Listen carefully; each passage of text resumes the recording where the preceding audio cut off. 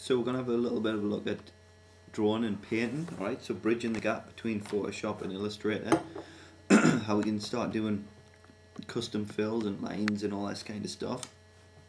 So we're going to need basically 3 tools really. Just cancel that stuff, get it back, because I've been playing around, you see. We've got the paintbrush, we've got the pencil, and we've got the blob brush. We'll use the rubber a little bit as well, so you can see, you know, you're probably used to in Photoshop using the pen tool, where if you've never seen that, it's a very difficult tool, but I'll be covering that quite extensively in another video. That was kind of how you create vectors, custom vectors in Photoshop. But in Illustrator, they've given us the option to paint and draw with it. Again, that's why I've got the Bamboo tablet plugged in, so it's a little bit more free flowing. So if I get here, first of all, the pencil tool, you'll see, you know, I can just write, you know what, I'll just write some scribbles, and you'll see what happens. So every time I'm drawing, you know, it's creating what we used to do with the pen tool, but you'd have to click on each of these control points, and this is just so much more free. Do a little face, because I'm happy, and it's a stupid face. So the pencil will create these lines, and it will all depend on these options up at the top here, how the pencil tool looks.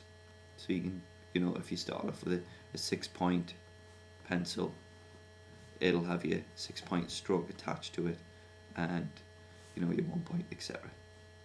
Give him a shirt. He's got a shirt on.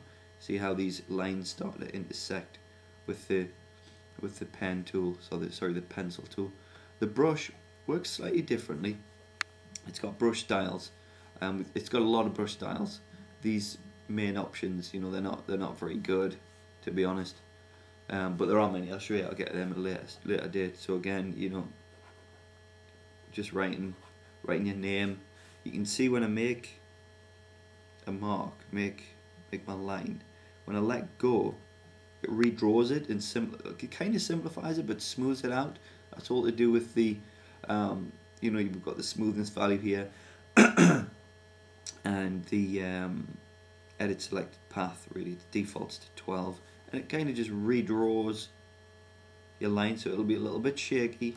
When you let go, it'll try and smooth it all out for you.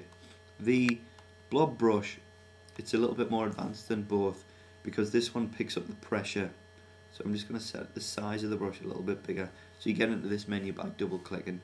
So if I set, you know, something like a 10, 12 point, the variation depending on pressure, so I'm just going to push the variation right up. So I'm lightly pressing, and I'm building up the pressure with a pen, and I'm letting it off again. So that picks up the pressure of my tablet and then paints accordingly. So you can kind of do, you know, like nice realistic strokes there. So either pressing hard, lightly, and you get that nice variation of stroke. Yeah? Great for fills. Oh, look at that, kind of grassy. That's a great way to you know, you're literally going to illustrate with this tool or these tools. You know, you can change the colour of your stroke at all times, you know.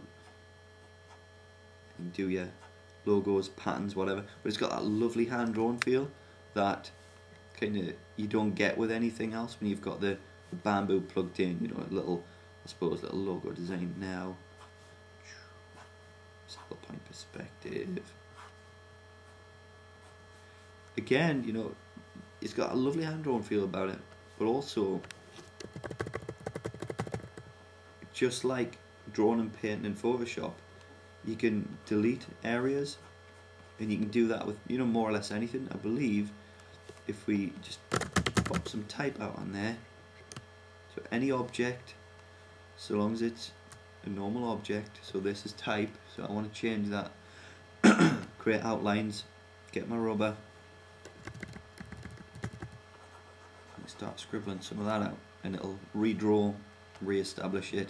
Same thing with shapes, just get a standard square, and, you know, it's working the same way. I've seen multiple logos like this in my time, where it's kind of a coloured box, same red. I think it was red box. There's a architectural firm called Redbox. It's kind of got Redbox on the top and a red box with some scribbles out. But see how easy that is to do. And if, you know, if we're trying to build up, I'm using the same shortcut key to the square brackets as Photoshop. If I want to start like filling in certain areas, you know, cross hatching, a full. You can hear the tablet working overtime there. You know, I'm just going to cross hatch in there. You know, you can add shading, and the variation of stroke comes from that brush. So I'm a big fan of the blob brush. I do, you know, it does fill that divide between Photoshop, wherever that's living right now. It's living on the bottom somewhere. There it is. Same deal with that brush. It's got the same properties, yeah. So I'm colouring. I get harder or softer with my tablet. Same deal, but this time with vectors. So it's dead clever. Even more clever than usual. That would print the size of a football pitch if you wanted, with no loss of quality whatsoever.